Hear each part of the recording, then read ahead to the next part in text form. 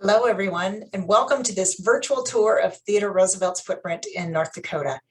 We'll be visiting a number of TR-related sites today, some live from his beloved Badlands, and some of them through pre-recorded video taken at sites a little further afield than we could visit today. I'm your host, Sharon Kilzer, the project manager for the Theodore Roosevelt Center at Jenkinson State University, and we're pleased to have you along on this journey. We'll begin live from the Western Edge Bookstore in Medora, North Dakota.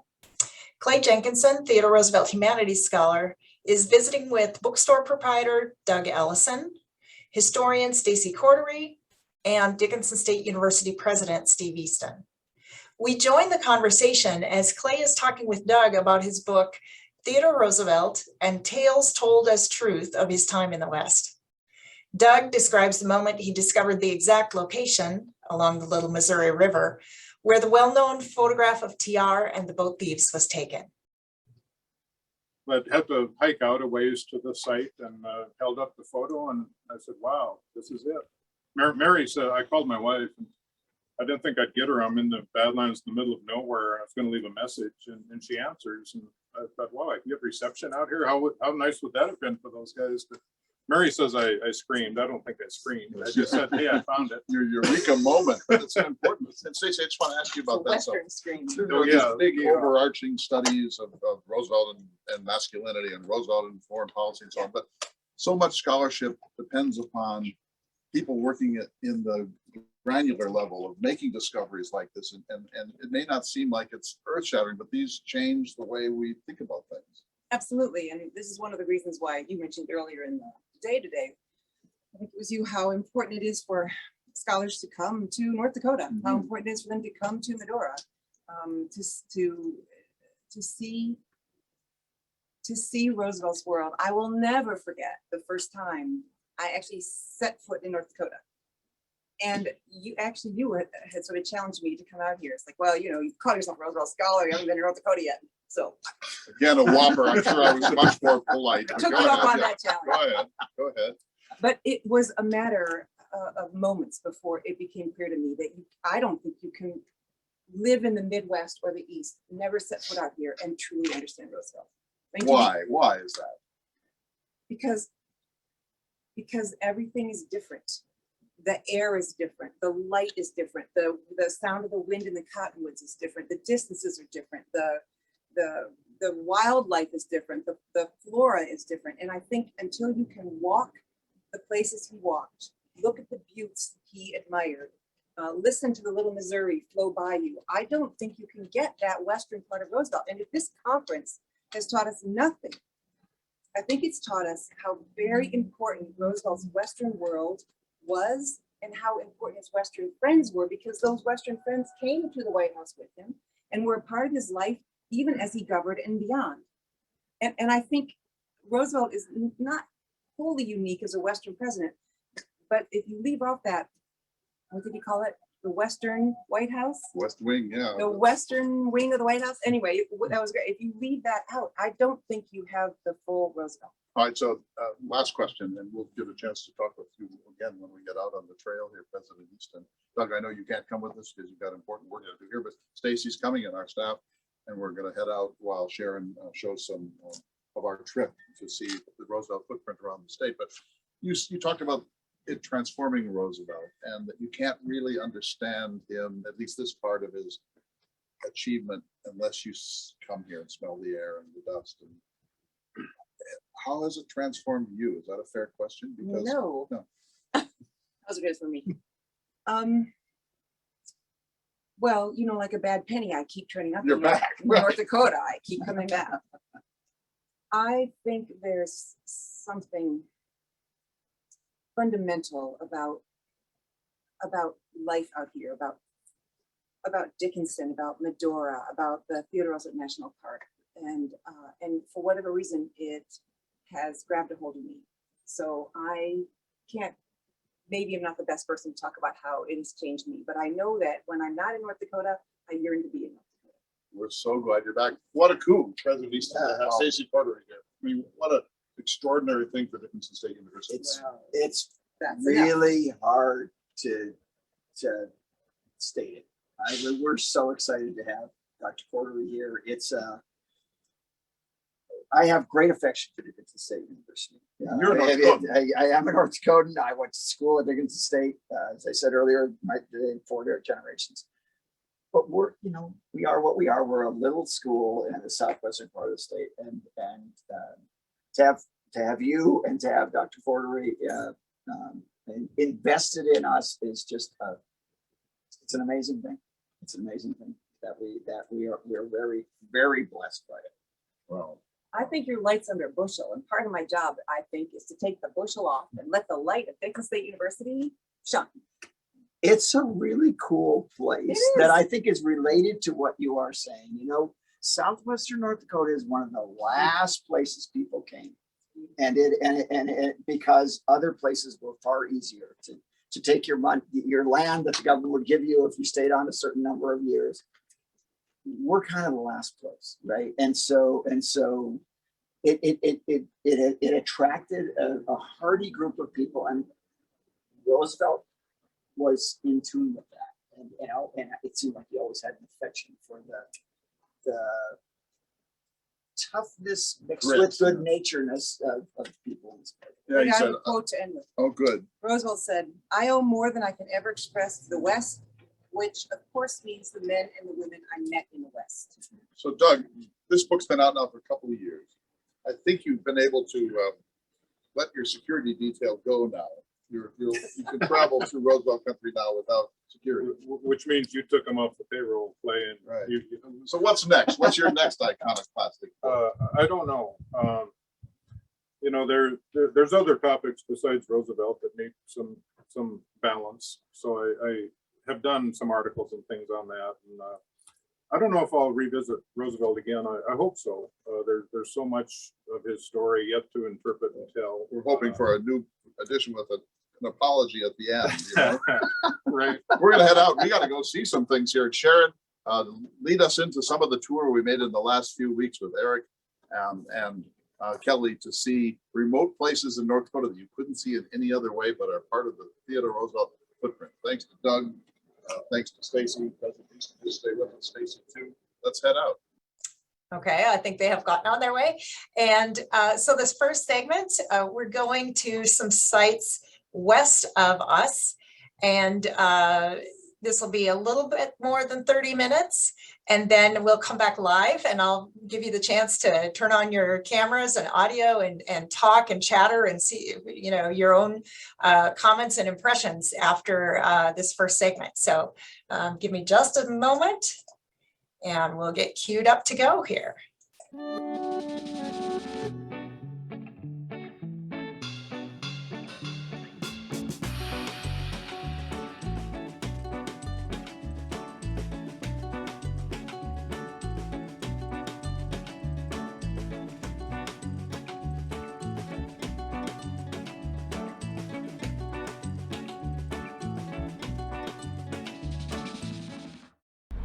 So we're here at the Lower Yellowstone Irrigation Project.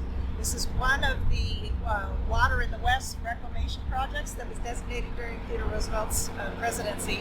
Clay, tell us a little bit about the history of how that came about, who was advocating for it, how did TR act to bring this into being? So we're about 19 miles north of Glendive, Montana, on the west bank of the Yellowstone River. This is the Lower Yellowstone Irrigation Project.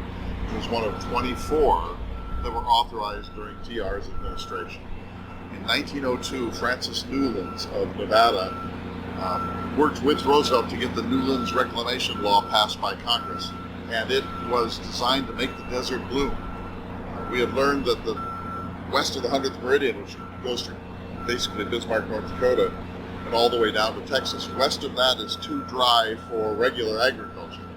And so the idea was we'll build dams and irrigation systems and other infrastructure to make the desert bloom. And this was part of Roosevelt's conservation agenda. Today, we don't look on it in quite the same lens, but for him, this was part of it. And in fact, he said that the Newlands Reclamation Act of 1902 was one of the most important things that happened during his 2 terms as President of the United States. He played 2 roles in it, Sharon. First of all, he chastened the bill a little bit. He thought that Newlands and other visionaries had some socialist stuff in it that he didn't particularly like, and so he was a pragmatist in a way that they were not. So he forced the bill to change a little bit, and then he was a really strong advocate for it in the Congress of the United States and helped to get it passed. And then he didn't personally decide which projects to create, but he authorized the 24, and this was one of the first. Was Roosevelt Dam in Arizona part of that same bill? That's on the Salt River, and it was one of the 24. And it is a really important part of this story for a couple of reasons. First of all, it helped Phoenix become Phoenix. But it built Roosevelt Dam, which at the time was the largest cyclopean dam in the world. And Roosevelt, after his presidency, actually went out in the spring of 1911 to dedicate the dam. There are pictures of him there. And he said, he gave great remarks, of course, about all of this, about the federal government's role in the development of the American West. But he also said, this is the sort of monument I think is appropriate for me, Roosevelt Dam. It's no longer one of the largest dams in the world, but it's really worth seeing. And then there were others in Montana and throughout Utah, Nevada, and so on. But this is the one that is closest to the TR Center. We're probably 140 miles from the TR Center. You can see behind us the original derrick. And the man who's in charge here told me that it was used to lift the boulders that were dumped into the Yellowstone River to block it. The idea, Sharon, was to create a low dam on the Yellowstone and to force water into an irrigation ditch, which is still operating right over here. That water would flow and then rejoin the Yellowstone and the Missouri up near Williston, North Dakota, but be available for flood irrigation all along the way. And we know now that there are 53,000 acres, some in Montana, about half, and some in North Dakota, that are still being used under this project. So you said that the Roosevelt Dam made Phoenix, Arizona possible. What did this project make possible for this area? We're in eastern Montana and far western North Dakota in the Yellowstone Basin. This is semi-arid country. It's hard to grow crops year after year. This year we're in a drought year, and we're seeing again how vulnerable this sort of landscape is. And the idea was social stability. We will create these irrigation projects. That means that there will be farmers who can prosper in good years and in bad. They can grow more specialty crops. In fact, the Lower Yellowstone project was largely dedicated to sugar beet production. And so that's a crop you're not going to grow on a wheat field in the middle of Montana. And so you can do cantaloupe, you can do things that require a lot of water as long as the soil type is right. And so this was value added economically for this region. And the idea was, if you have enough of these spread around on the Musselshell and the Milk River and the other rivers of the West, that you can create these sort of islands of prosperity in the middle of all this aridity, and that will be enough social stability to maintain a larger and more secure population in this area. Now, Clay, you said there isn't as much development of this kind in our own time. We don't think about it in the same way. Part of that, as we've discovered, is the unintended consequences of some of these projects. And what we're hearing in the background has to do with some of that. Why don't you fill us in a little bit on what is going on right now at this site? So it's a bit of a paradox, because Roosevelt felt that this was absolutely essential and that this was part of conservation. You're conserving the soil, you're conserving an agricultural way of life. Today, if you ask 1,000 people, name the greatest conservation measures in American history, almost nobody would say the Newlands Reclamation Act. So things have really changed. And we didn't know then some of the unintended consequences. So this was a very successful project, 53,000 acres, but there is an ancient fish called the pallid sturgeon that turns out could not avoid getting into the wrong channels when it got to this spot. They migrate like salmon. And so about 15 years ago, a group of biologists and environmentalists and conservationists persuaded Congress to pass a bill to fix this. And so they're fixing the intake so that the pallid sturgeon will be encouraged to go in a channel around this slow dam so they can get farther down the Yellowstone and Missouri system to do their spawning and so on. And they're hoping that this will save the sturgeon. The sturgeon is an ancient fish. It might be tens of millions of years old without significant change in its DNA. It's one of the most successful species ever, but you build a bunch of dams in the West at a time when you don't think about those things. The salmon suffers, Native Americans suffer in their economies, the pilot sturgeon suffers, and so now we're in a kind of ameliorative period where we're trying to undo some of the unintended consequences. So what they're doing now is creating new fish weir here, much more sophisticated. That's all this noise. The project will go on until late next year. And then they hope that that will solve the problem, but still enable the Lower Yellowstone irrigation project to thrive. And so as we're here today, we're seeing a whole herd of That may not be the right term. white pelicans. I'm sure that's not the right term. I can't Flock, think of let's say flock. of white pelicans that is on the rocks in the river just beyond the dam area. Magnificent birds. Beautiful. And every so often they fly forward towards the dam to feed. Presumably it's great feeding grounds for the birds. So I'm sure you can they're a little- understand the constriction of the river Right. that forces the fish through a smaller channel creates opportunities So, for them. Yeah. Yellowstone starts in Yellowstone National Park, where you have the two falls, Yellowstone Falls, comes out at about Livingston, Montana, and then flows along today's I-94 to Glendive, and then turns north, which is where we are, and eventually joins the Missouri just southwest of Williston, North Dakota. It's 710 miles long. It's said to be the longest undammed river in the country. Not quite true, as you see. But this is a very low dam. The water can go over it. But it had that unintended effect for the sturgeon. And now, because of the constriction, the pelicans are here. They wouldn't be here otherwise. They know a good feeding ground when they see one. And there's a lot of heavy industrial noise going on here, which you can hear humming in the background. The birds sort of go out to the end of the little rapids that have been formed. That's back in the Roosevelt era. And then they kind of get bold enough to go up to the place where the water's rushing to get their fish. And then there's some industrial noise and they retreat for a while. But they're absolutely majestical birds. And so if you look at this dairy, I mean, this is from the original project. And you get a sense of how, by our standards, how low tech it was. But think of this, 1904, 1905, Roosevelt's the president of the United States. He was, so far as we know, never here, but got close. But he authorizes this. He didn't choose these things. These percolated up from local people who understood what was possible, water engineers, the beginnings of bioregionalists. And all of these proposals for national parks, national forests, national wildlife refuge areas, national game preserves, and national monuments had percolated up from the local places and got to Roosevelt's world. Cho, James Garfield, and TR himself, and then they chose the ones they wanted to authorize. So he's heavily dependent upon local expertise, engineering. He's not an engineer himself, and he didn't come here. He didn't come here to dedicate it. He didn't come here to observe it, but it happened on his watch. And he, as I said, later declared that the Newlands Reclamation Act was only second to the Panama Canal in his achievement, at least in his first term as the President of the United States. That's sort of mind-blowing in a way, because we have such a jaundiced view of the damming of the West. But these people believed that the West could never become a successful, stable place for Americans to settle unless the federal government intervened strategically to start projects of this sort. For Roosevelt, the West was kind of a tabula rasa because this stuff hadn't happened yet. The national government had paid very little attention to it. There had been transcontinental railroads and the Pony Express and so on. U.S. Army escorts for the Oregon Trail, protection of gold miners and so on. But it wasn't federal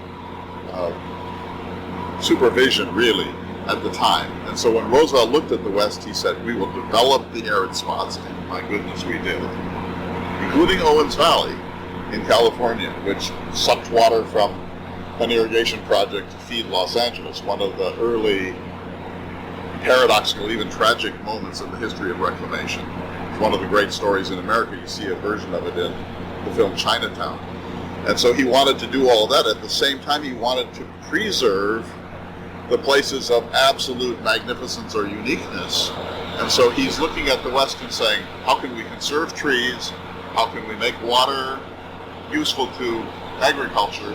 How can we make sure that we don't spoil the Grand Canyon or spoil Yosemite or spoil Yellowstone?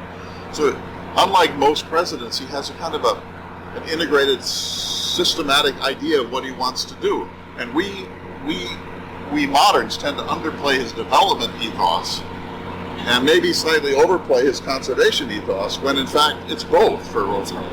And that all of that is happening at the federal level. That was what was really the shift under Roosevelt's leadership, was that this was seen as an appropriate activity for the federal government. Because it's too big for local people to do.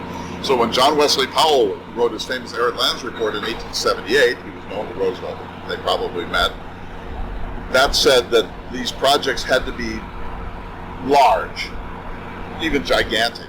So the question was, who funds it? Powell wanted it to be locally funded and locally controlled, but he understood that the sheer magnitude of these things and the cost and the engineering challenges that they represented probably meant that only gigantic corporations or large government could get it done. And Roosevelt, of course, believed that government, he was unlike our time, he was not at all skeptical of government. He believed that government was the answer to many important American problems. And so he thought, we'll throw the weight of the government. But here's what he insisted upon. You build this for these farmers, they have to pay it back. And so there was a repayment plan, so that over the prosperity that they gained from this irrigation, they would slowly then begin to pay back costs of a project like this. It has never worked. But that was the original plan, because the idea wasn't that the government will just throw money for people. The idea was the government will invest and the people will be grateful, and therefore this will add to the tax base and it will add to Social Security and so on. So he was not someone who just wanted to spend recklessly, but he wanted to spend federally, because he knew that that was the only entity with the audacity and the means and the vision to get these projects done. And so he was really bringing about a revolution in the way we see government. And eventually his fifth cousin took it even farther during the New Deal.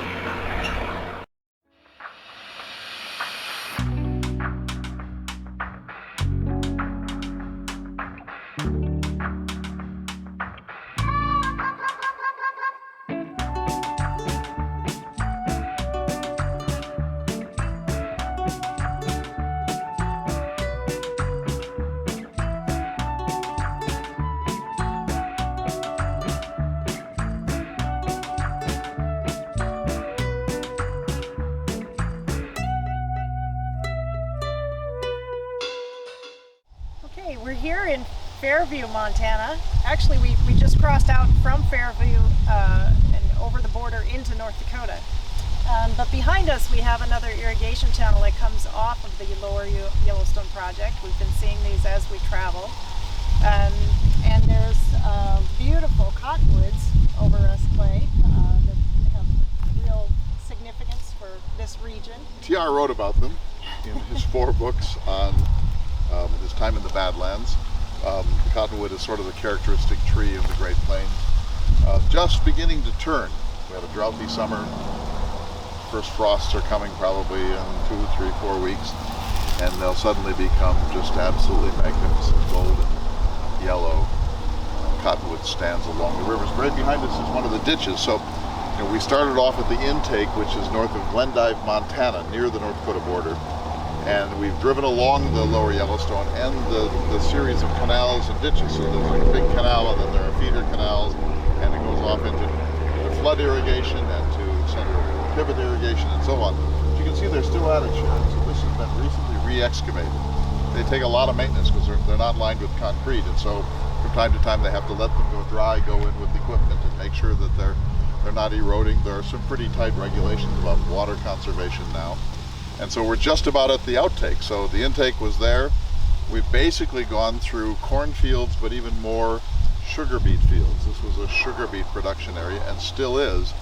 And there are these gigantic gravel lots where there are cranes and augers to bring the sugar beets in after they've been plucked from the ground, and then they're put up into trucks and taken off to a sugar beet processing plant somewhere. There used to be one in Sydney. And so this canal that we're seeing here is just about to empty into the Yellowstone, and then that's it.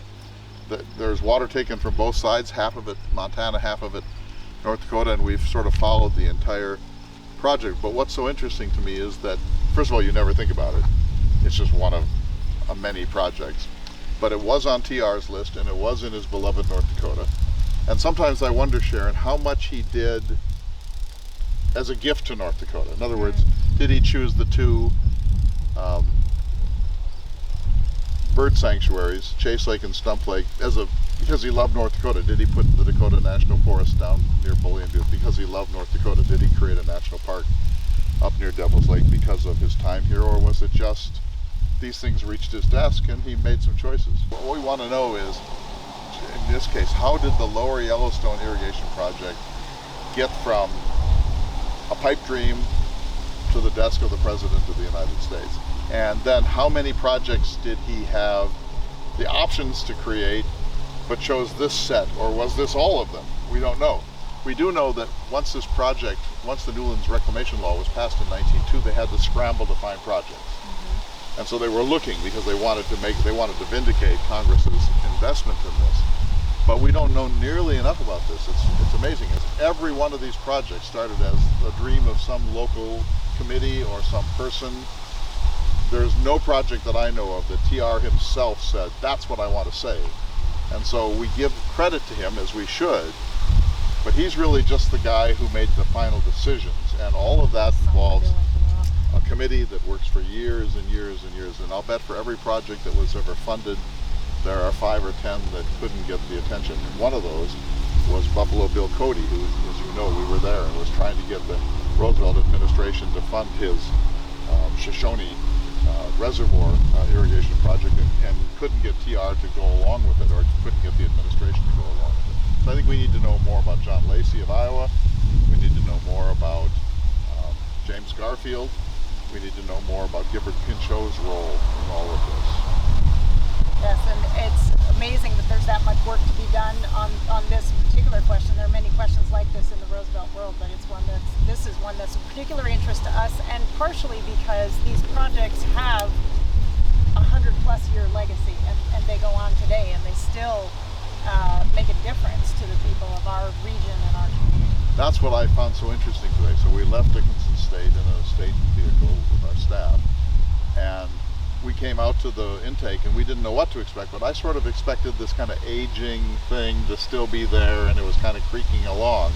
And it turns out it's an industrial site, and they're doing some really amazing ameliorative work there. And then as we've come down, we've seen drop nozzles on some of the sprinkler systems, and we've seen a whole variety of ways to deliver the water. And you can see here that this is fresh. This has just recently been re-excavated. So he set in motion something that may exist in perpetuity, and as we go along, we're refining ideas that were sort of understood fundamentally back then, but they had not begun to see all of the possible ramifications for the environment, or for agriculture, or for the victims. And the victims would, in most cases, have been Native Americans whose lands were unceremoniously appropriated to do some of these projects, particularly the national parks.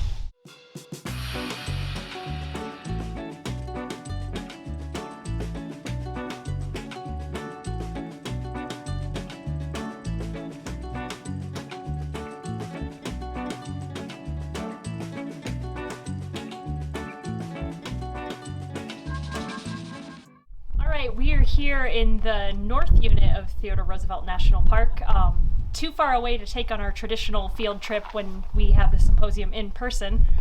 So Clay, can you tell us a little bit about why there are two separate units of the park? Indeed. So the park is 70,000 acres. It's actually 3 units. The north unit where we are, which is sometimes called the Grand Canyon of the Little Missouri, and you can see why. And then there's the south unit that most people know, which is near Medora, and that's where Theodore Roosevelt's Maltese Cross cabin is placed on the grounds of the Interpretive Center. And then in between is a 218-acre site, which is the Elkhorn cabin, the Elkhorn Ranch. All the buildings are gone, but that's where he had his second ranch. And it's about equidistant from the Elkhorn to the north unit, and from the Elkhorn to the the South Unit. At one time, there was a plan to make a giant park that would be a crescent more than 120 miles long along the corridor of the Little Missouri River. That didn't work out. And in 1947, it became Theodore Roosevelt Memorial Park when the Elkhorn was added to the plan. And so the idea of a historical monument to Theodore Roosevelt with the ranch that he loved so much, the Elkhorn, that's what tipped it over and made Congress pass it in 1947 and President Truman sign it. Okay. And I'm noticing I am way more familiar with the South Unit, and this is a lot different. How is it so different? It seems like, to me, I thought the Badlands was the Badlands, you know? It gets more dramatic. So the river begins to cut Badlands in southwestern North Dakota as it enters the state, and the Badlands get deeper, more dramatic, more rugged, more bad as you go north, until you can really say this is something like the Grand Canyon of the Little Missouri. We're in this shelter, or on the outside of the shelter, made by the Civilian Conservation Corps, is that right? So the CCC in the 1930s was an organization, one of FDR's alphabet soup agencies. It's one of the greatest things that happened in the history of this country because the Depression was so severe. And by the way, no state suffered more during the Dust Bowl and the Great Depression than North Dakota. And the Roosevelt administration created the CCC, which was designed to take young people who were mostly men, some women, but mostly boys who were between 17 and 25, say, and they had dormitories and they had food and they had honest and important work, and they built projects. It wasn't just make work. They did important infrastructural projects around the country, and here in North Dakota there are a whole range of them, but this is one of the very finest. This little pavilion here was built by the CCC. They had a camp just outside the boundaries of the park. It's still called the CCC camp on the Mattahay Trail. And this not only gave meaningful work to hundreds of thousands of American young men who otherwise would have been at loose ends, but they were required to send most of their pay home to their families. And so they were doing this work and getting 3 squares and a bed, but they were also helping their families get through the most difficult moment in the history of the American West and the Great Plains. TR would have loved that.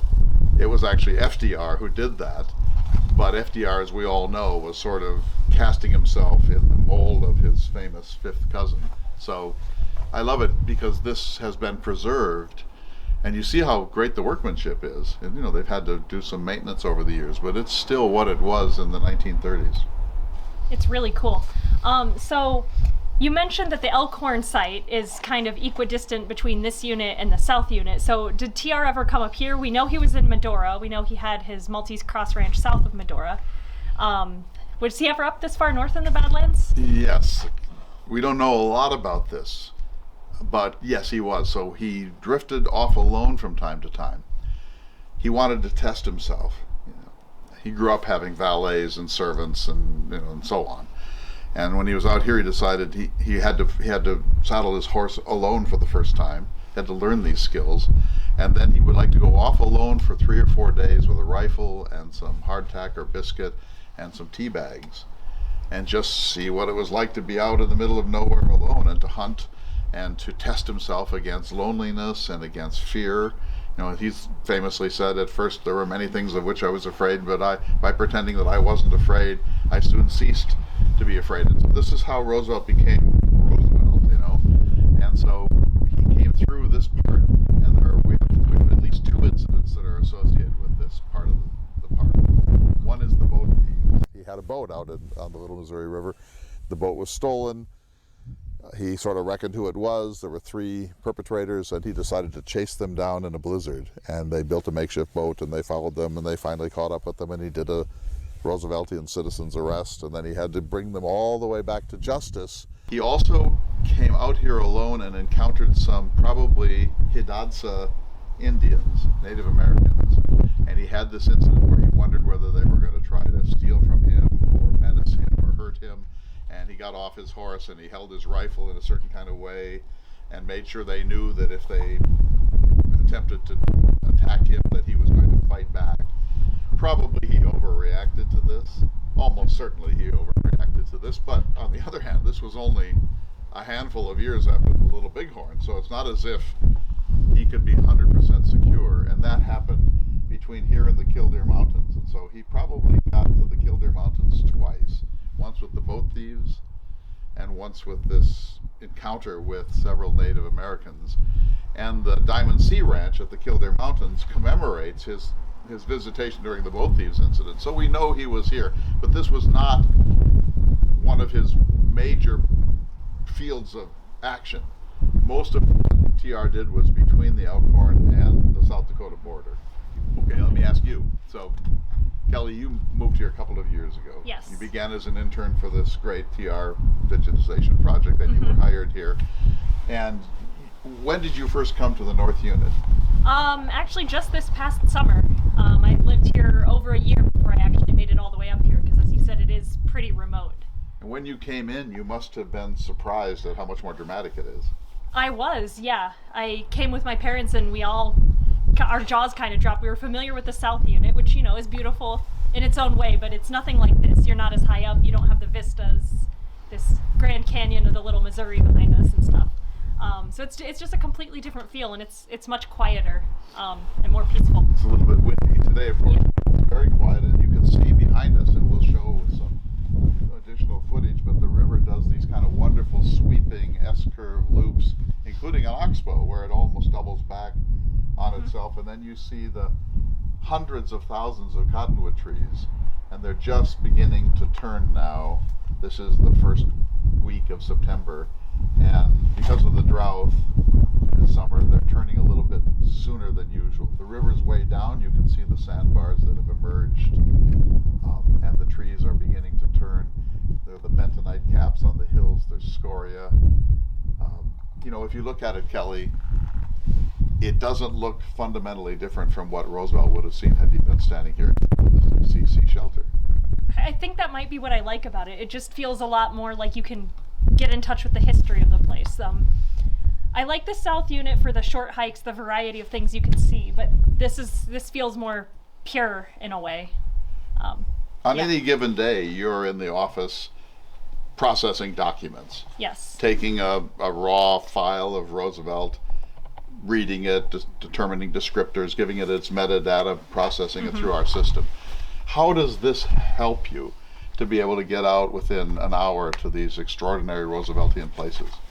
It just kind of re-energizes us. We've been talking today on this grand tour about how it's nice to get out of the office. We love our work, we love our documents, but it just kind of reminds you why you're doing it. And, you know, it just helps you kind of connect with TR on a different level. But something about being out here, when I start a hike, it makes me, I have a hard time turning around, you know. I end up going further than I want, because there's something that makes you just always want to go further and always want to push yourself. So it kind of gets me more in touch with maybe what he felt. And there's just something about, you know, it's one thing to look at what Theodore Roosevelt wrote and read some of the letters that he would have read, but to see what he saw and, you know, to feel the wind that he would have felt, it's a different thing, and it kind of re-energizes me and gets me excited to get back in and get his story out. Yes, exactly. There's a part of me, when I go to the Elkhorn site, there's a part of me that, like, you really understand why he built his cabin there and why. Why do you think he did? It's just, there's just this certain quiet there that I've never experienced anywhere else. You know, you get the cottonwoods, you get the crickets and the grasshoppers. I haven't been there at night, but I'm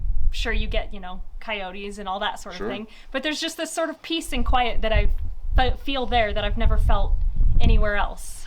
It's so, you know, it's remote even now in the 21st century. Yes. You have to want to go there, and it's not, and people get lost going. I do. Then you're there. You have to walk in, and when you get there, there's this sense of, oh, yeah, this is why you chose this place, right? It feels like a breath of fresh air. It feels like you can exhale completely, kind of. We were at the CCC shelter overlooking the majestic Little Missouri River as it makes its S-curves through the North Unit of Theodore Roosevelt National Park. But here we are passing a herd of bison. They're just here eating this early fall grass. I suppose there are about 40 or 50 of them here in this little gang. The park in the North and South Units has several hundred bison. We've been seeing them all day, off and on. Here they are, placid, just storing up some BTUs by the way of grass because winter is coming, and they have an instinctive sense of that. In fact, their coats will be more thick and more glossy and more full of more hair if it's going to be a hard winter. They somehow can sense that. And so here they are. This is one of the things that makes people love Theodore Roosevelt National Park. And although he came here in September of 1883 to kill a buffalo and got one down near Pretty Butte near Marmarth, North Dakota, he soon went back and with George Bird Grinnell formed the Boone and Crockett Club, designed to make sure that these great animals, these quadrupeds like the bighorn sheep and the mountain goat and the mule deer and the bison continued, would not become extinct, so that future generations would have their chance both to observe their magnificence but also to hunt them. And so, although Roosevelt did not single-handedly save the buffalo, he played a very important role in his relationship with William Hornaday. In fact, they were both out here in 1886, although they didn't meet then, and both of them became concerned about the future of this animal. In his writings, Roosevelt says they probably will go extinct, and maybe it's inevitable, because maybe any large numbers of such creatures are not compatible with settler civilization. But he changed his mind, and he gave a lot of support to Hornaday, and he helped to get the bison that were transferred from Yellowstone to the National Bison Range in northwestern Montana.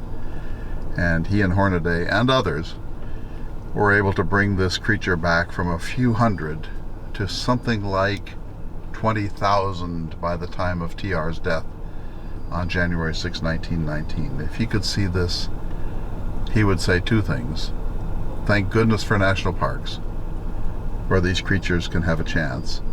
And thank goodness we pulled the bison back from the brink of extinction, because he thought that this was America's greatest single symbol, its greatest quadruped, its most majestic creature. So we're so fortunate here in North Dakota. We so wish everyone could have come live to be part of our symposium, to come out and see this for themselves, but there will be other chances. We just wanted to linger here for a moment and to think, what would the American West be if there had been no Theodore Roosevelt? And the answer makes your jaw drop. That is our first segment we wanted to share with you. I want to give you just a couple of minutes to talk about what are your impressions, what are some of the sights and sounds that you noticed in this first segment. Again, these are the western sites. The next section will go east and north. But if you want, particularly those who haven't been here before or those who've been here rarely, and this again is an area you may not have been to, even if you've been to Western North Dakota. We want to give you a chance to kind of reflect on your thoughts about this segment. Nancy from Ohio, I see you on my screen. Can you unmute and just share with us what you're seeing here? Yes, I'm just loving it. I'm just getting a whole sense of Theodore Roosevelt, and who he is, I've studied the political part of him, but this is just so refreshing. And just so unique. I'm just so moved and inspired by what he accomplished.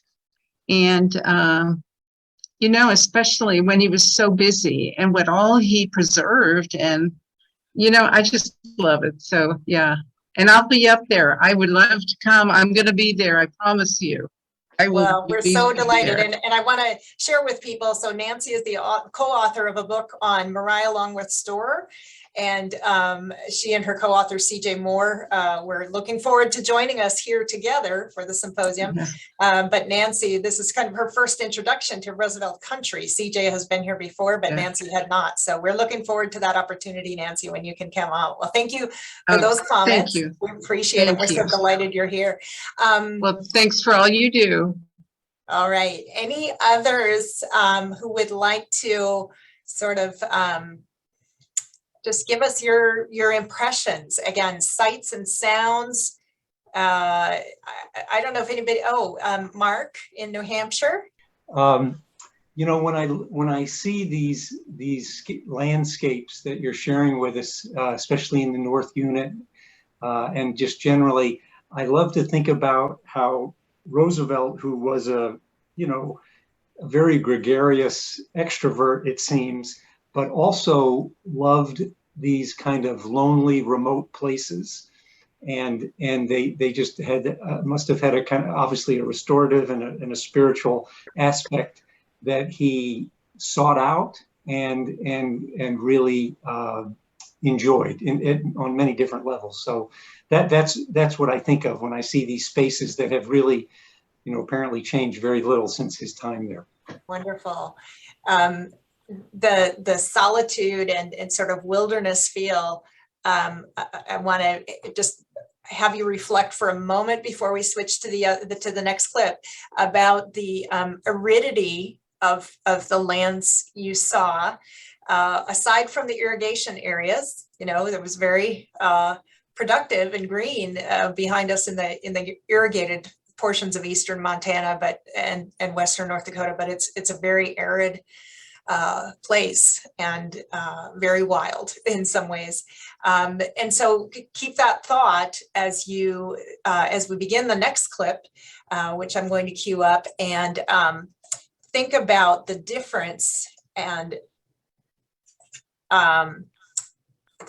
particularly because this first segment was going west, this next one is going into central North Dakota. And so we're going to cue that up and just have that in mind, the aridity that you saw, the wildness, the rolling hills, the buttes, and then compare that to what you're going to see in this next segment. Sharon, can I? Yes. Keith Simon, TRA member. My brother and I first came out to see these sites when we went to the very first Jenkinson Symposium in 2007. And we've tried to come out again and again. And I wanted to share something with you. That is that a few years ago, my brother and I camped out there and slept in this big open field. And speaking of buffaloes, we woke up on a Sunday morning and my brother peers out left and right, and we're surrounded. My brother says, "Do you think we can make a run for the cars?" And I said, you're welcome to try. I'm not going to try to outrun these buffaloes and run through a herd of buffaloes. You must be crazy. Yeah, bison are actually a very fast land animal, and people don't expect that. They seem very lumbering and very amiable, but they do run about 35 miles an hour. So the National Park Service actually has a fun campaign about what it's like to get too close to a bison. I'll see if I can find that and drop it into the chat later. Okay, so I think we're ready to queue up the next video. Give me just a second to get that started, and enjoy.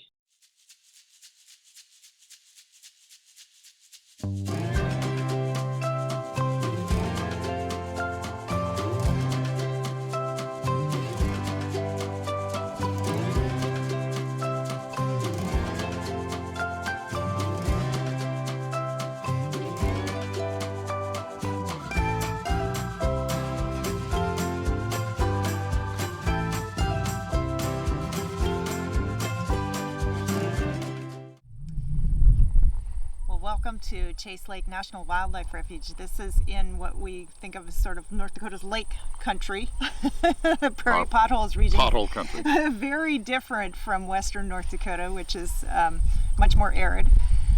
So this is known as a great birding area. It attracts bird enthusiasts.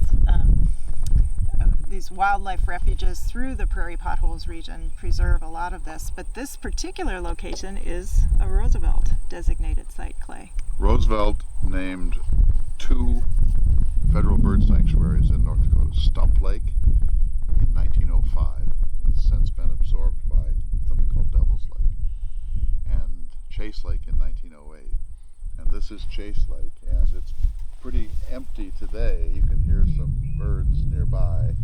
This is on the Great American Central Flyway, And in the spring, it's one of the greatest white pelican nesting grounds in the world. Sometimes up to 40,000 birds, often at least 20,000. And so Roosevelt was never here, but he heard about it, and he was, as you know, a great lover of these majestic pelicans and egrets. In fact, it was pelicans and egrets that led him to create the National Bird Sanctuary System in the first place by executive order in 1903, when he wanted to create a bird sanctuary on Pelican Island in Florida, and he asked Philander Knox, his Attorney General, is this doable? And when Knox said, well, there's no law that allows it, Roosevelt said, well, is there any law that would prohibit me from doing it? And then, of course, he said, I do declare it. And he named the first of what would be 51 national wildlife refuges, federal bird sanctuaries during his administration. North Dakota got 2. And Chase Lake is certainly the prime of the 2. It's one of the most important national wildlife refuges in the country. And today, North Dakota has 63 national wildlife refuges, the most of any state. And a lot of that was done by FDR later, during the 30s. But because we're in the Central Flyway, we have all these sloughs and prairie potholes and small lakes. And so the birds go from the Arctic all the way to Sanibel Island in Florida and to Mexico and San Diego. And this is one of the great nesting areas. So why did this come to Roosevelt's attention, Clay? This is a fairly remote site. It took us a while to find our way here. We got lost, in fact. We actually got lost several times, and we created the map about how to get there, so we're going to have to revise that. Yes. These are not paved roads. Right, we're on gravel roads. We had to come quite a distance, wondering if we're quite going the right direction. But so how did this come to Theodore Roosevelt's attention to be designated a wildlife preserve? So first of all hail Theodore Roosevelt for creating out of whole cloth the National Wildlife Refuge System. If he hadn't done it, it might never have been done. He, was myopic. He had very bad eyes. He had to wear spectacles all of his life, so he says that he early learned to hear the sounds of birds. His first book is a very small one, but it's Birds of the Adirondacks. Birds really matter to him, and if you read his 40 books or so, bird calls, his love of birds come up again and again and again. So everyone knew that this was one of his passions, and when he created the Wildlife Refuge System, people, agents, friends, legislators, bird advocates around the country started to nominate places that would be ideal.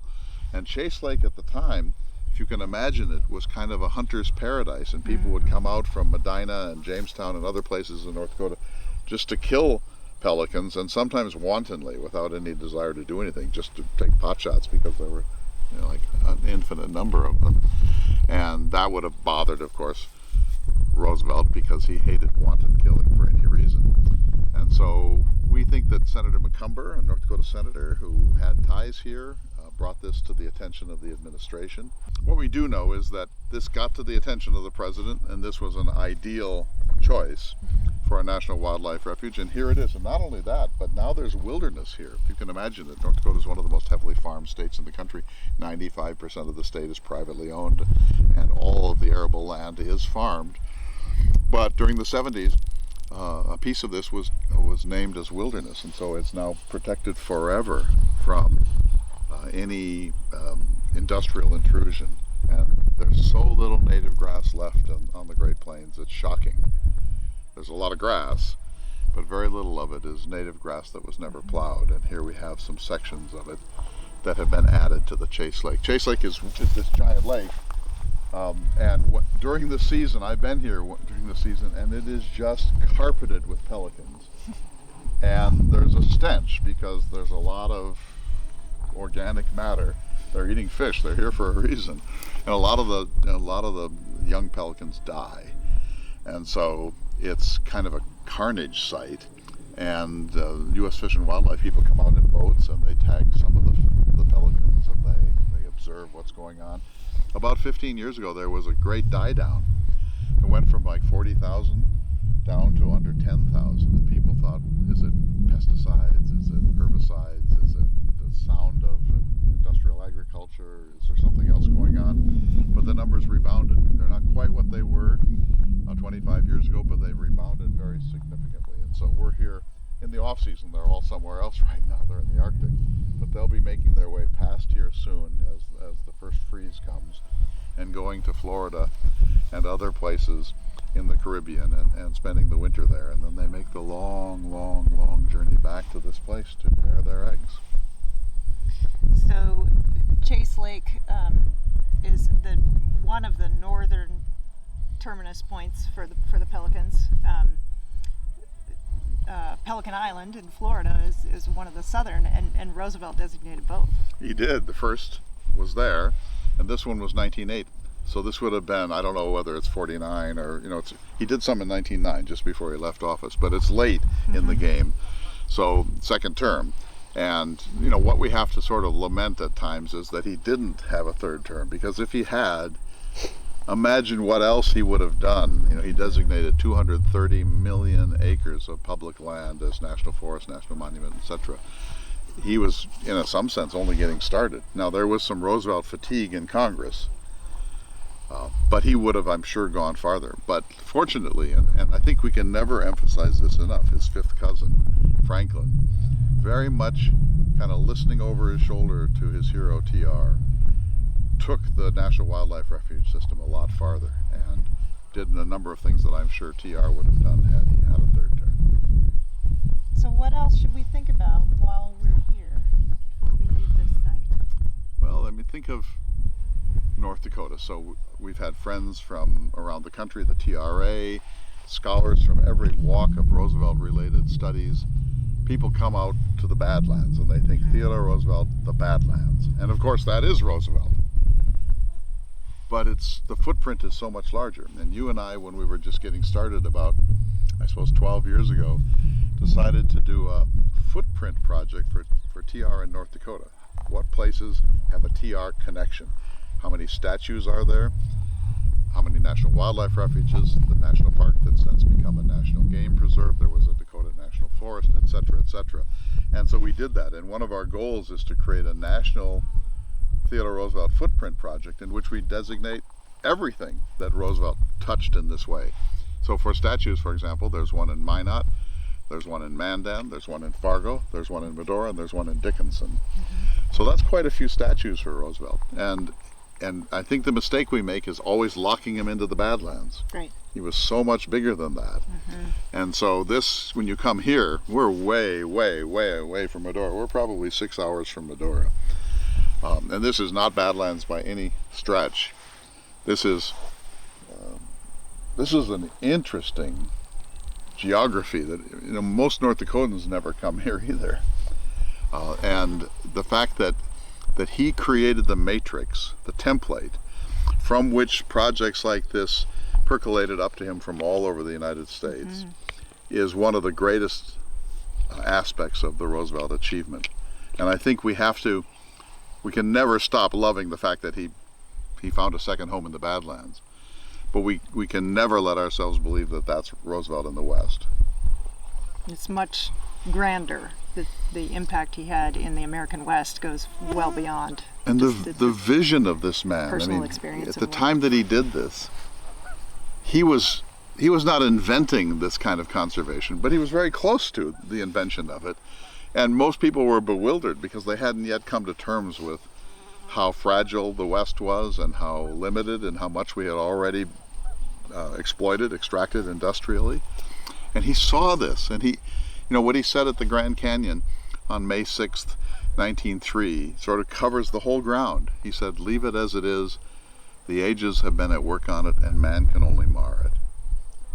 And here it is. This is now, as long as there's a United States, this is forever protected. And it means that as long as the pelicans come here, they have a place to come. And so much of the wetlands of the United States have been drained and tiled and transformed into productive agriculture. The vision of this fellow, who lived really before the Great Crunch, but he could see what a great nation should do to protect and preserve and conserve its vital resources, and the fact that for him a resource wasn't just gold and lead and salt, but a resource was a bird, a quadruped, even a cloud or the roll of a piece of landscape, that he could see that. The grass mattered to him as much as Devil's Tower. Just marks him. I mean, you can't ever exaggerate this. I once talked to Charles Wilkinson, professor of environmental law at the University of Colorado, and he came to a symposium that I organized in Oregon, and I said to him on stage in front of 800 people, "Can you exaggerate Roosevelt's conservation legacy?" And he said, "It can't be done." You can't, I mean, and just think, Sharon, if he had never lived, I don't see Woodrow Wilson in this role. You certainly don't see William McKinley in this role. You know, who is? The next person in this role is FDR, and after him, LBJ and Jimmy Carter. And if if Roosevelt hadn't been president and done what he had done, FDR might not have thought of it, because he had other fish to fry. Exactly. You know, a war and a depression. But so Roosevelt's impact on American life is so much bigger than his massive personality. And I think one of the mistakes that we make, we all do, every one of us, is that we become so enchanted by Roosevelt that we forget that if you just watered him down into a kind of a nameless, odorless administrator, his achievement is the thing. It's not him, although we adore and are kind of perplexed by him. It's that massive achievement. And it came how? It came from genius. It came from sensitivity, that he observed the world very carefully. He saw that we were overgrazing the Badlands, for example. He read incessantly. He read maybe more than any other president of the United States. And he stepped back and thought about things and thought, okay, I have to get my buffalo. There are only 300 or 400 left. How will my sons Archie and Ted and Quentin get their buffalo? And how will their grandchildren get their buffalo? And what will happen if we kill all the egrets and the pelicans for ladies' apparel? And what will happen if we drain all the wetlands? And he had the capacity, you know, we think of him as this hectic person, always doing and doing and doing and talking. But he also was a thinker and a visionary, and he reflected. He looked at America and he said, what are we going to need here? And I think that that's the area that deserves the most attention in Roosevelt's studies. The fact that he's, I hate to use the word intellectual, but he is. But he's more than that. He's an intellectual visionary. And how can we use the tools at our command to make a difference in these areas that others haven't yet thought of? And that was then, and this is now. But he thought big national government is an incredibly important tool if you have civil service reform and everyone is honest and no bribery and no corruption and no cronyism and no nepotism. But he thought if you have a highly virtuous federal bureaucracy led by people of vision, that the national government is a very important tool. And that was revolutionary. And now it's sort of revolutionary again, because we're at the other end and we have kind of a disillusionment with national government, and the populist politics of our time is that the national government is a mistake, or as Ronald Reagan said, the 9 most fearsome words, I'm from the government and I'm here to help. That wasn't Roosevelt's view at all. Roosevelt's view was government alone can address some of these issues. And if we don't, then shame on us, because great civilizations find a way.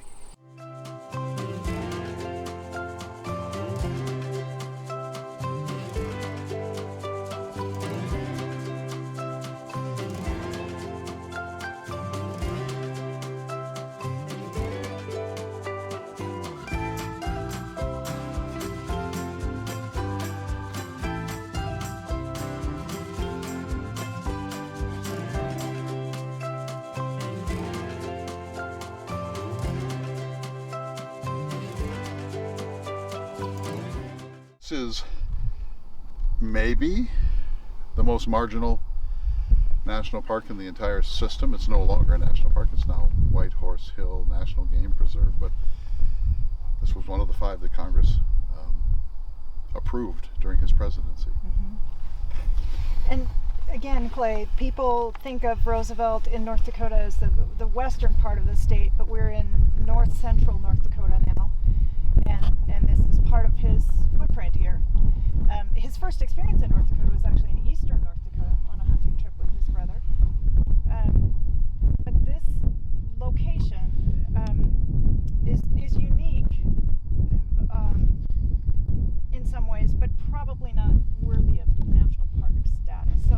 case of how did this come to the attention of the Congress?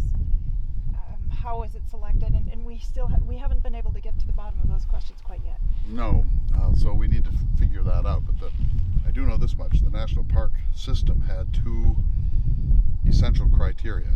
It had to be magnificent or sublime, say the Grand Tetons or Mount Rainier, and it also had to be economically unvaluable.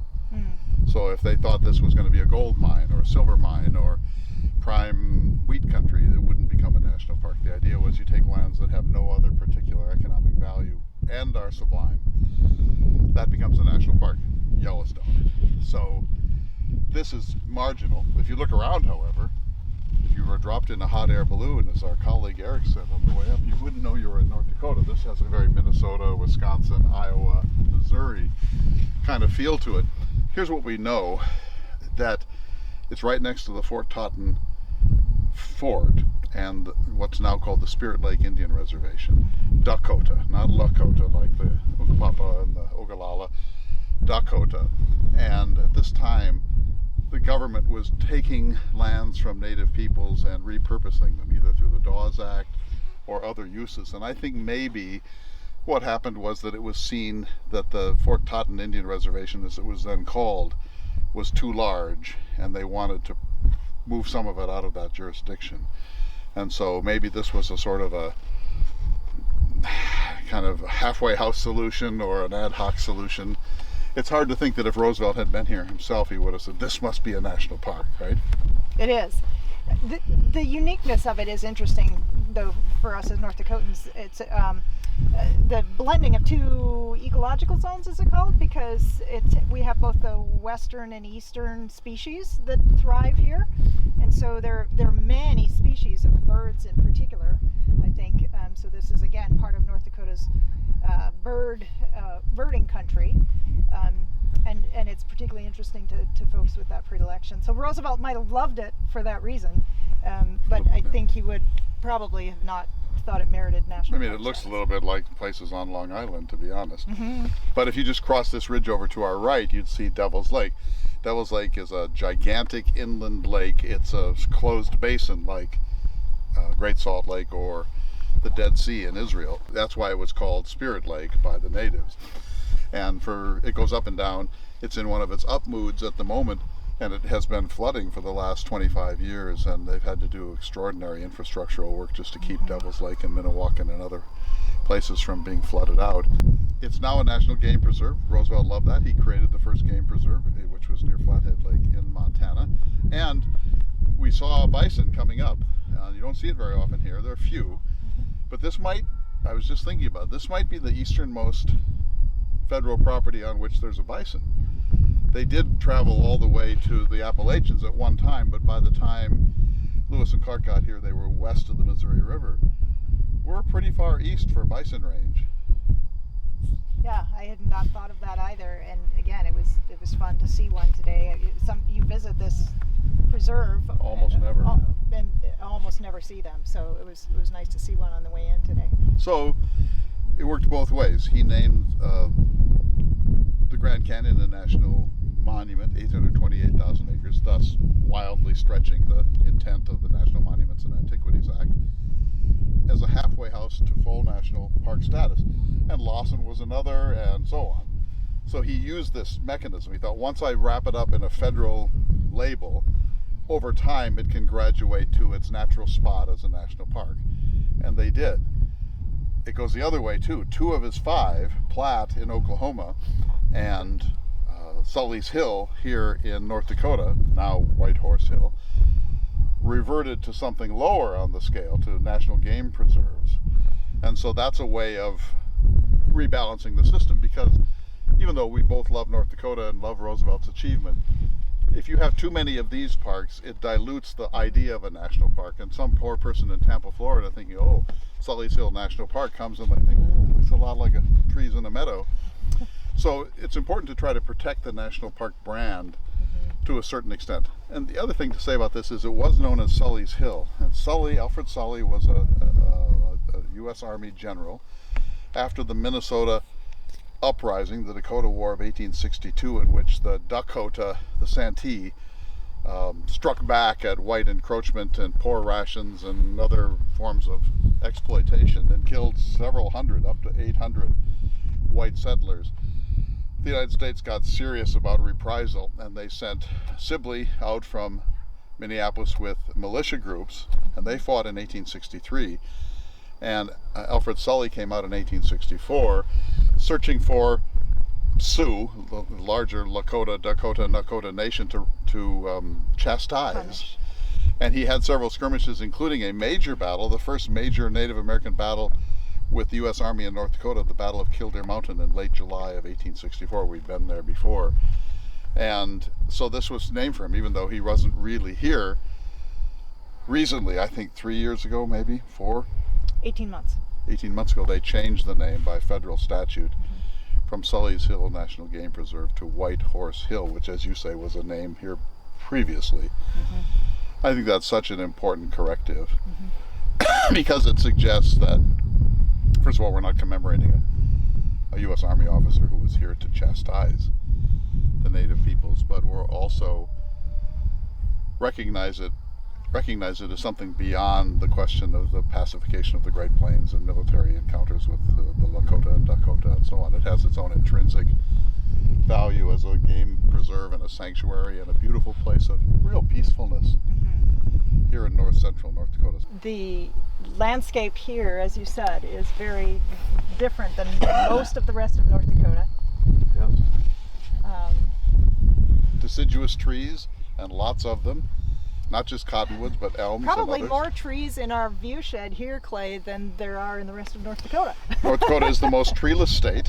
I just did some research on this. It's by far the most treeless state. The second most treeless state is Nebraska. We have something like 1.7 million trees, which sounds like a lot, but Maine has 12 billion. And so North Dakota is the most treeless state. And as you say, most North Dakota trees have been planted by white settlers, shelter belts and so on. These are not planted by the Europeans. And this may be the largest single stand of trees in the state. The other one would be up at the Turtle Mountains near Bottineau. But you can cross the state of North Dakota and see very few trees. And if we didn't see trees that were planted by white people, it would be one vast grassland, a kind of an American Serengeti. And so this does have an unusual aspect in a prairie state. And it's lovely that there is, although it's tenuous, a Roosevelt connection here. So there's so much more we need to know. How did this happen? We now know, and there are recent books on the subject, about how many of our national parks were carved out of sovereign lands of native peoples. And there's a movement to do some reconciliation and restoration along those lines, at least in management. What was the criteria that led this to be accepted as a national park? What sort of legislative trade-offs were there? And a question you and I have been asking for a couple of years is, was Roosevelt trying to do favors for his beloved North Dakota? Or was this just another conservation property that burbled up? We don't know. We don't know. But if he was trying to do a favor for North Dakota, it wasn't the best favor he could have done, because this kind of reinforces a certain idea about North Dakota. Like, really?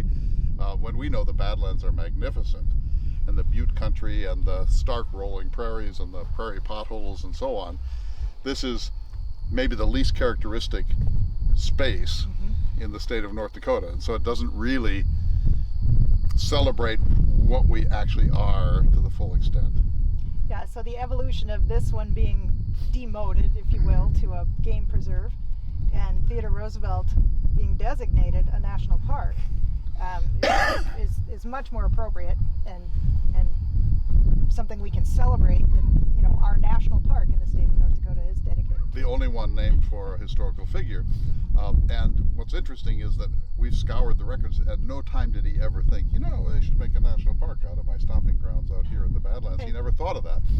And so it's more appropriate that there was no vanity in him. In fact, the research I've done on Roosevelt suggests that he turned out to be amazingly modest and humble about national monuments. He thought, he wrote that famous letter in which he said, how long is any person's memory remembered over time? Napoleon, Julius Caesar, he said, they might survive this by a few years or a few decades, but no person deserves immortality And I think he meant it. I think there was, underneath all the bravado and the bully and the bluff and the braggadocio and the big personality, there was a very humble and intellectually honest human being. I love that about him. So he died in 1919.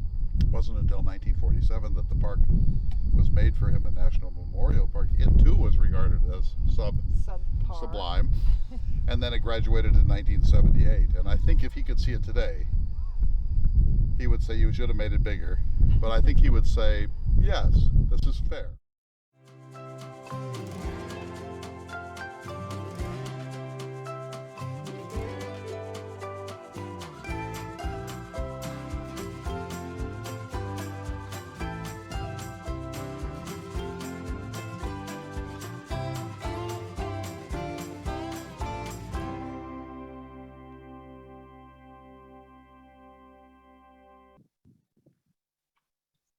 Hello, everyone. We are now at the old entrance station, the east end of Theodore Roosevelt National Park. I hope you've enjoyed our journey through much of North Dakota.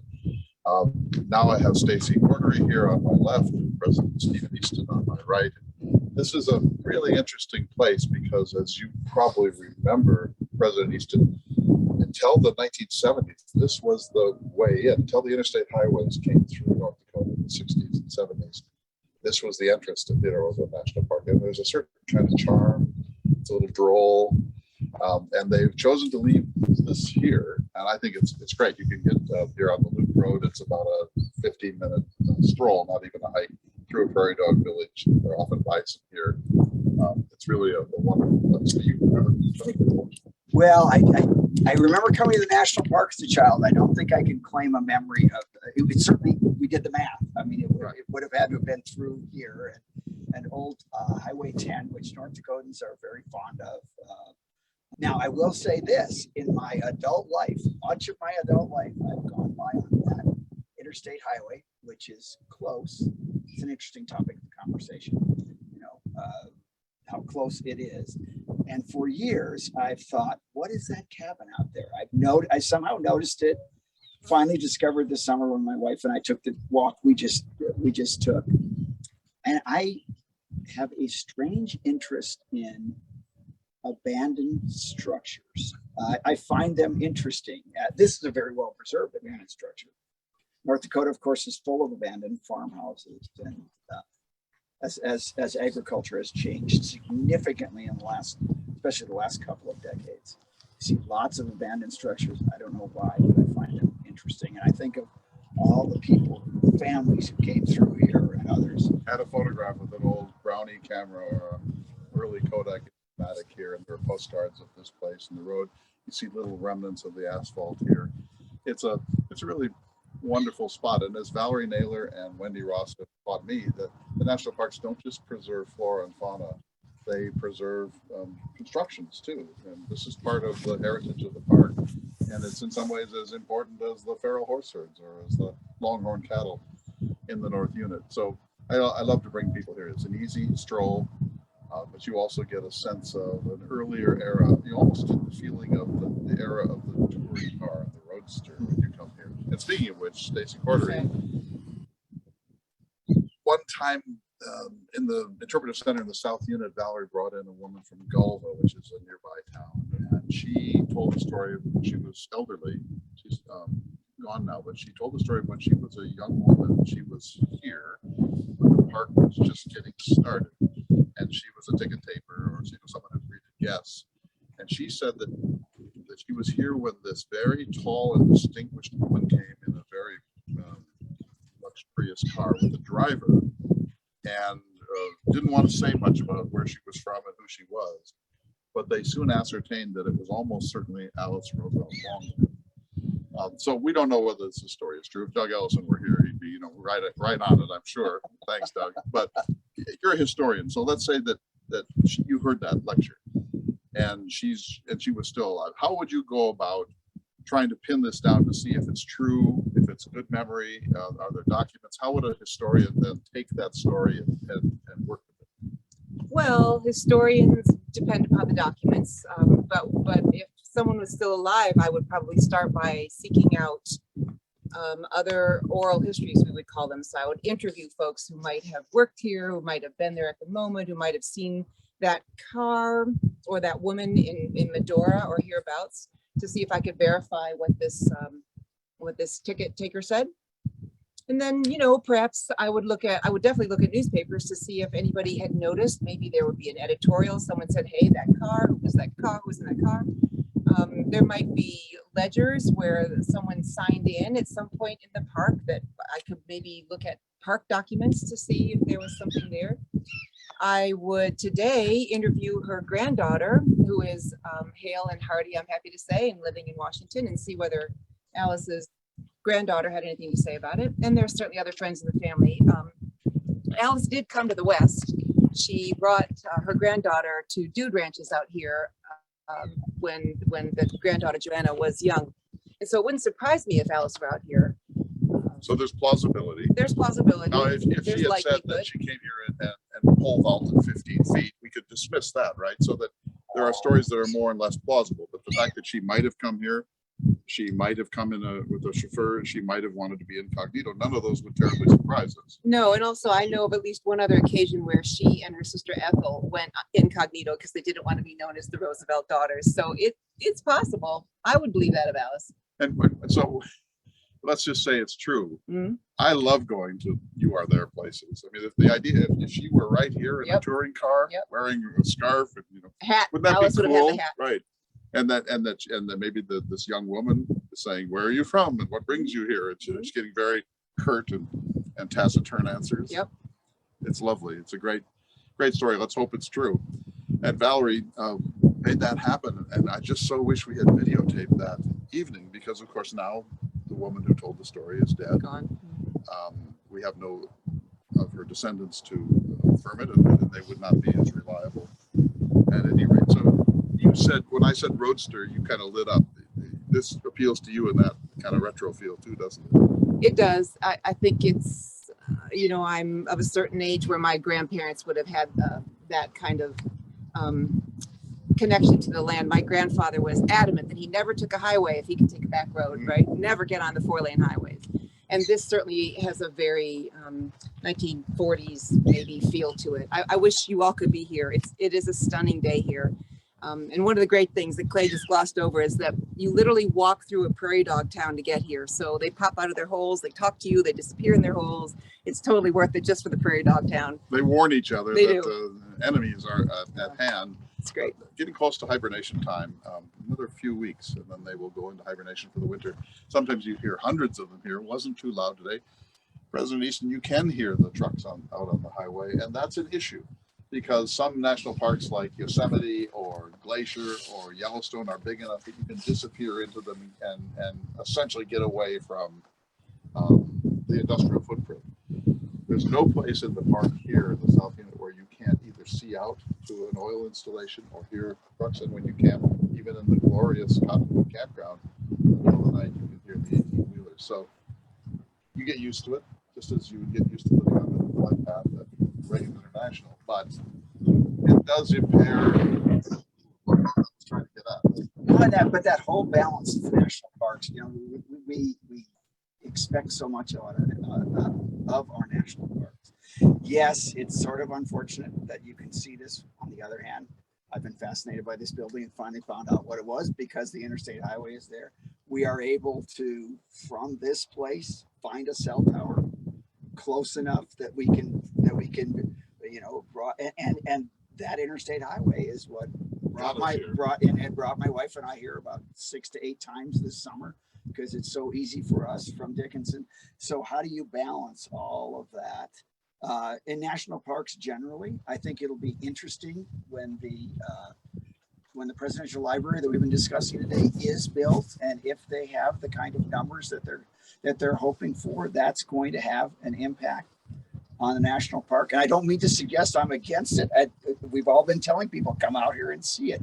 But we expect a lot out of the national parks. We do, but you know, I think as human beings, we like our creature comforts, but we also need our solitude. And one of the amazing things about Theodore Roosevelt for me is that as president, he listened to John Muir, who said, we must have wilderness spaces because we are spiritual beings and we must replenish our souls out in nature. We must see the stars. We must listen to the silence around us.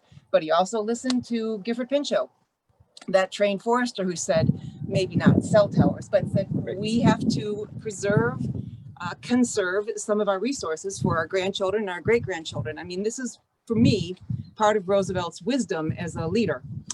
This paradox is built into the Organic Act from back in 1916. It's a paradox that bedevils the national park system.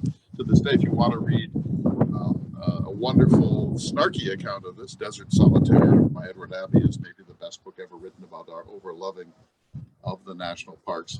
It's a serious question, and there's no doubt in our minds that when the presidential library is built, it will bring people to North Dakota. That's on the whole good. People visiting the Elkhorn Ranch become its protectors, its advocates. The more people we get out there, the likelier we are to be able to make the case for it when development is closing in. It's easier to love something when you know it. When you feel like you're a part of it, it's easier to love it and protect it. So that's the good side of more people coming, I think. And Stacy, you can get solitude. I remember when you lived here before, we went out to the petrified forest, and your son was what, 13? 7th grade. And he was at that moment, the best moment for a young man when he's just coming alive to these things. We hike deep in. Here you have 50 or 60 million year old cypress petrified stumps. And it was like magic for him and magic for all of us. Me, yes. Yes. So there's solitude to be had. Are we getting any questions or comments? Why aren't we all there with you? That's the big question, right? So I have a topic I want to throw out. Good. I mean, because the last video that people were watching was talking about, Roosevelt's designation of another part of North Dakota as a national park that didn't. I think the origin story of Theodore Roosevelt National Park as a national park, and you're working on this, if I understand correctly. You've signed a contract to do some research and write a book on this topic. The University of Nevada Press has a series on national parks, and there are a whole bunch of them already. And they've asked me to write the one on Theodore Roosevelt National Park, which I'm thrilled to do. Administrative history, but also people's attitude towards the park, threats to the park. There are always threats to all of the parks, the flora and fauna, etc. And thank goodness Valerie Naylor is helping me, because she really knows, and Wendy Ross. But here's what's so great about the TR Center. We got a Centennial Challenge grant back during the Centennial of the National Parks to digitize documents in 5 national park projects. We did that. Valerie's continuing. There are 23 central national parks and monuments that are Rooseveltian. She's getting us those documents, scanning them, we're processing them. So last week, Eric and Kelly and Sharon dumped into my lap 8,000 documents from Theodore Roosevelt National Park, some of which have been given their metadata and about half of which have not. And so I'm processing them. And I'll tell you, Stacy, this is what every historian longs for.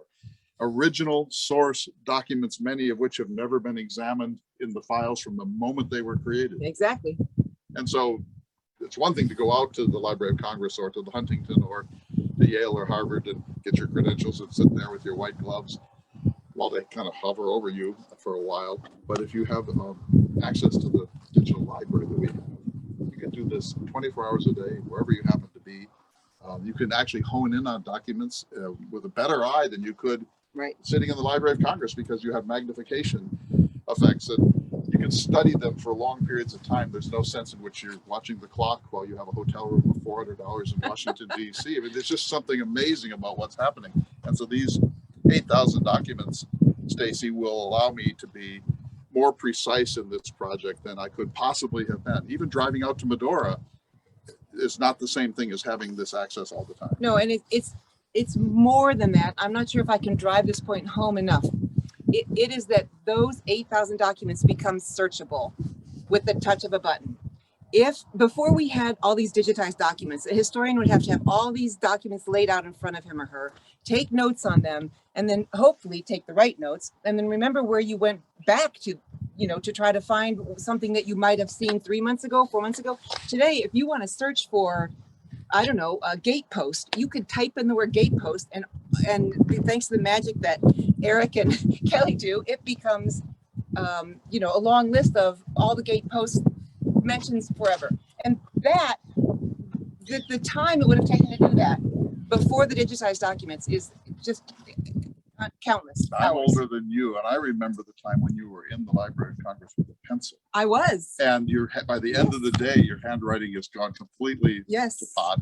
You can't read a thing you've written. Right. You hate the day you were born. You're just so tired of it. And for every valuable document, there are 10, 100, 1,000 that are dry holes. Right. With the electronification of all of these things Right. and their searchability, you can save enormous amounts of time. And the thing is, you are a nationally prominent historian, and so you come from institutions that can afford to send you to these places and give you travel grants and so on, sabbaticals.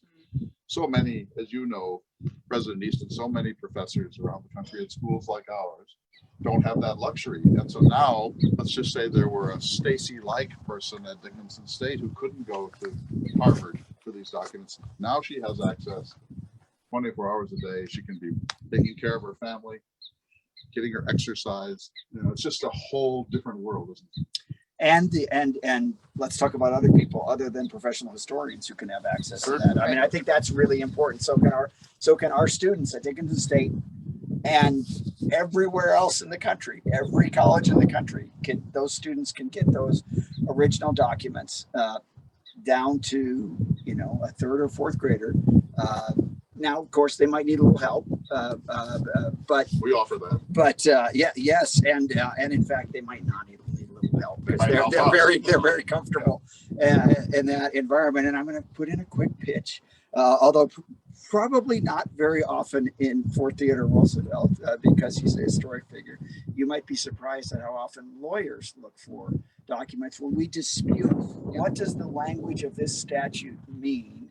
Then we will often go back to things like records of hearings in Congress about what was said. I did happen to look at a record of one of the earlier attempts to make Theodore Roosevelt National Park. You were holding a national sheaf park. of these papers in the car. Yeah, it's really a very interesting history because at that time, Congressman Lemke, and you explained to me he was an NPL. He was a radical agrarian. He was from the Nonpartisan League.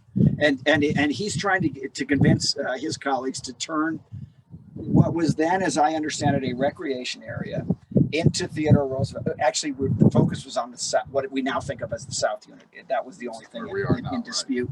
And it's just an engaging debate because he's arguing that this is worthy of national park designation.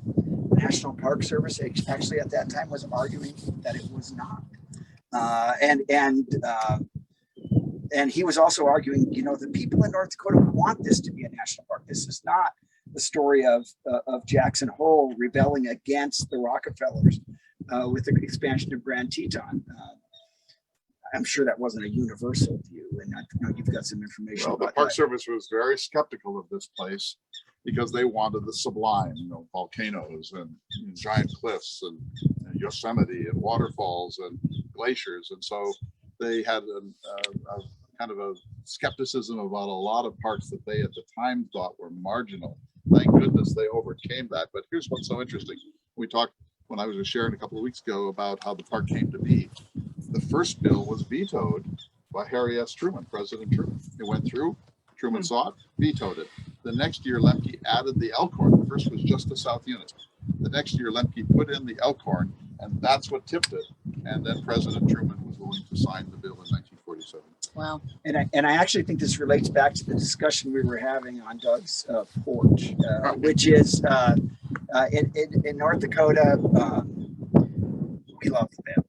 I mean, I find me a North Dakotan that doesn't love the Badlands. And actually, when I brought non-North Dakotans here, they're very impressed by it. But it's not Grand Teton. It takes a little while to understand. And I think the beauty of North Dakota, you know, we tell people you can stand in the same spot and watch this amazing sunrise and then watch the sunset. And when I've told that to people, they'd say, why would you stand in the same spot? North Dakota is somewhat of an acquired taste. Wasn't it General Sully in the 1860s who said that the North Dakota Badlands was hell with the fires put out? We just saw one of the fires today on We the did. Loop Road. We There's saw a one. burning coal vein right now. So it maybe it's an acquired taste. I fell in love instantly. You did. Do we have a question? Yeah. And this really dovetails nicely with what you were talking about. Stephen from Arizona is asking about the oil drilling around the park and what's being done to preserve the integrity of the area and some of the changes. Let me start, and you're the lawyer, but as we drove the loop road today, you can see out of the park. That's the problem of a small unit. And we saw oil installations on the northern periphery of the park, just as we hear truck traffic and oil traffic on I-94. It's an issue. Valerie Naylor and Wendy Ross have done a splendid job of working in a cooperative way with oil companies to try to mitigate that. You want to tell them who they are? Yes, Valerie Naylor, the former superintendent, Wendy Ross, the current superintendent, and congratulations to Wendy Ross, who's going off to be a regional supervisor in Omaha. Bad news for us, great news for the Park Service. Go ahead. Yeah, there's actually, you know, any human activity is controversial in that's some people favor it more than others, and there are a lot of issues. This is a matter of public record, so I'm not revealing anything. I actually represented the ranch family that is immediately north of the park in a lawsuit against the oil and gas company that was converting what was once a production well into a saltwater disposal well, and our clients were saying, we have to pay us to use that space. Just one example, although right next to the park, of the disputes. A certain activity favors one group, but it has an effect on other groups. And yes, there is. If your eyes wander the way mine did off the highway to note that this cabin was here, you are going to see evidence on the loop road of oil and gas. And I think maybe we should be clear that it is outside the borders of the park, but it's not huge. Pardon? And it can't slant in Right, either. right. So if you think this, I've got my wallet here. If you think this is Theodore Roosevelt National Park, I could put an oil well right here if it's on my land or if somebody owns those oil rights. 1 foot, 1 mile, perimeter is the perimeter. And you know, we all love private property, willing buyer, willing seller. So it's not as if these ranchers or oil people should desist. It's how can we cooperate to mitigate the impacts, right? It is, and you know, we've talked about ranchers before, and you know, oil and gas income is the royalty income is quite important to many ranch families in Western North Dakota and to Jenkinson State. Yeah, actually, we as one of the public entities in the state do get some royalty payments that help us keep our costs. So it's all, that's your point. It's complicated and it's balancing. They're very much issues that I would expect as long as there's a demand for that form of energy production, we're going to be facing for quite some time. And the fact that you're greatest conservationist president doesn't answer these questions, but it invites these conversations, right? Sharon. Yes, so we're coming close to the end of the published time for this session. I want to make the point, though, that people can stay and visit over that time, that we're not on any specific deadline ourselves.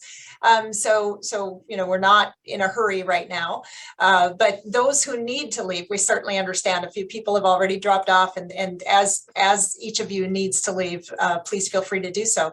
But we'll continue the conversation in a few minutes. Clay, I did want to follow up and ask a couple of things. One was I had asked the folks to reflect on the differences between the first segment and the second segment of the video. So I want to give them a chance to respond to sort of the difference of the central North Dakota sites that we looked at. And while they're thinking about that, I want to ask if it's possible for Eric to sort of just pan the buttes and things. We can see a couple of buttes in the background in the shot you've got right now. But if it's possible to pan across, maybe across the prairie dog town, and it's lovely, we're actually hearing the prairie dogs chirping. Okay, so just look at the beauty of the sky today. Oh my gosh, it's overwhelming. Wonderful, Eric, thank you for that. And so again, I just want to give people a chance to kind of reflect on that second portion of the video. We talked about the first was in the Western North Dakota, Eastern Montana area, and the aridity and wildness of the Badlands and the buttes. But the second portion of the video, is any responses to that? Again, for those who perhaps haven't been here yet, and you know, this is your first view of North Dakota. Can I add a very practical travel tip in case anybody wants to get to this specific spot. The South Unit of Theodore Roosevelt National Park has a loop road in it. Fortunately, there's a portion of that loop road that is out. How'd that happen? Some sidings and so Yeah, on. yeah. And it's probably going to be several years before that gets repaired. So when you go on the loop road, you have to go around almost the entirety of the loop to get to the spot where there is this trail that is a very, very doable trail. Even the dude with the not very well worn hiking shoes. Glad you pulled the price tag off earlier. Yeah. That was good. I was and that'd be where that's specifically where we are, and we're really on very much the eastern portion of the South Unit. But Sharon, it goes to something that Ed O'Keefe said earlier today. You can hardly throw a rock in America without touching a Roosevelt site. Obviously, an exaggeration, but not by much. So the footprint of Roosevelt in North Dakota is huge. And think of Wyoming, where you lived some years, Nebraska, or Colorado, or California. And for that matter, east of the Mississippi River. Roosevelt gave speeches everywhere. I've been trying to tally up the number of speeches he gave in the American West. It's over 1,000. He gave 262 on that 1903 trip alone. So imagine you have to almost name the places he didn't give a talk. So Sharon, are you getting any feedback for your question? I am not. I'm kind of trying to watch for people's camera and video to go on. Cindy, do you want to?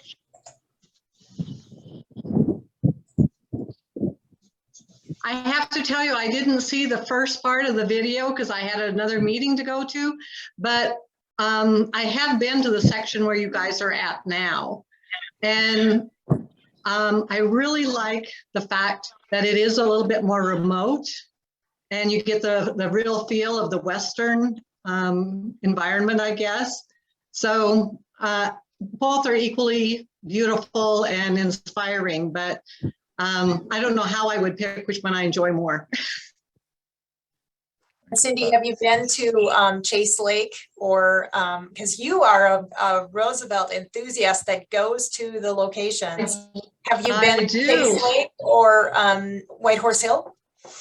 I have not been to either one, and they're in my back door. Can you believe that? But okay, after seeing the video, it's definitely on my to-do list very soon. Great. Let's do it. Okay. Anytime's a great time to come here, but September is September and the first couple of weeks. There's something really remarkable about today, and President Easton and Eric and Kelly, that it's around 80 degrees. There are moments where the breeze picks up and you kind of cool off, and then there are just a few moments where it's hot. You feel like summer, but you can tell that summer is on short leash. Yeah. I love that variability of a day like this. It's amazing. We were just in Medora, and I've never been to the North Unit, so I would just say leave a lot of time if you come to visit Medora, because the distances are vast and the differences in topography are huge. So I wish I'd had more time there. We had to focus on downtown Medora and only had a few days, and we were in Jenkinson for a memorial service. But anyway, wonderful tour, and I wish that we could see more from Clay and Sharon. You should definitely produce a video series of all of the TR sites in North Dakota. So thank you very much. It's been wonderful. Thank you so much, Elizabeth. And we actually have some other videos of additional sites that we've made for other purposes. And when we'll be sending a follow-up message to all of you with information from this event, and we'll include some links to some of those other resources so you can enjoy those. Stephen from Arizona, do you want to share any thoughts? We're just about to wrap up probably, but want to share anything with us from what you're seeing here? I guess I wasn't expected to be called out, but that's cool. No, I appreciate you guys showing us what we couldn't see in person. I really hope to see and experience the area in person one day. I'm in Arizona, but there's a lot of TR related sites out here too. So Absolutely. Yeah, including the dam. I mentioned the Roosevelt Lake, and yeah, there's definitely a lot of connections with Roosevelt over here. Great. Well, when we start working on that resource that Admiral Architzel wants us to do, we'll reach out to you for the Arizona connections. Are you a TRA member, Stephen? I am. Great, great. Well, you'll be a good resource there. Kim Bonowit, do you want to make a couple comments? Have you been to these other sites? I've been to a couple of those. One of the things that I study the life and demise of the passenger pigeon. And so I just a few minutes ago got onto the center site and saw some of the letters that TR had. And it's just a shame that perhaps he wasn't active with the presidency 10 or 15 years before he was, because he might have been able to save that prolific bird, but he obviously was interested in the passenger pigeon as well. So I come out to North Dakota several times a year and volunteer at the foundation. And so when there's plenty of rain, it's the most gorgeous place you ever saw in the world. It really is. So thank you. Well, Kim, for us as Western North Dakotans who live here permanently, we kind of think it's beautiful in every season and even when it's arid. But I agree, when it's green, it's really lovely. So just checking if there's other comments here. We will follow up and share those other videos with you. And Paula Beasley from Pine Knot says we have to come to Pine Knot. There's connections to the passenger pigeon sighting there. So yes, we encourage you not just to come to North Dakota, but to investigate the other Roosevelt sites around the country as it's safe for all of us to do so. Clay, do you have any wrap-up comments from there, and maybe just take us out with some footage from your location?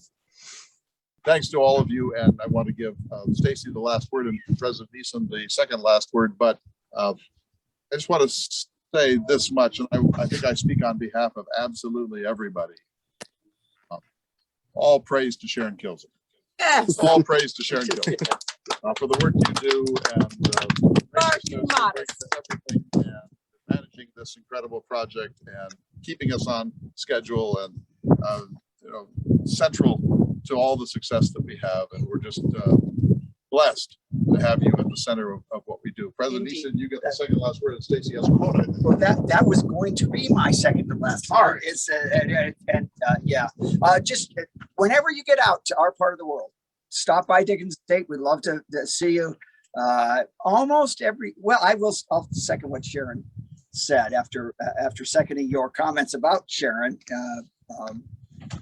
There is a beauty in every season here. You don't want to go through the park during a blizzard, but with the right dusting of snow, this place is gorgeous, and that's even in that season.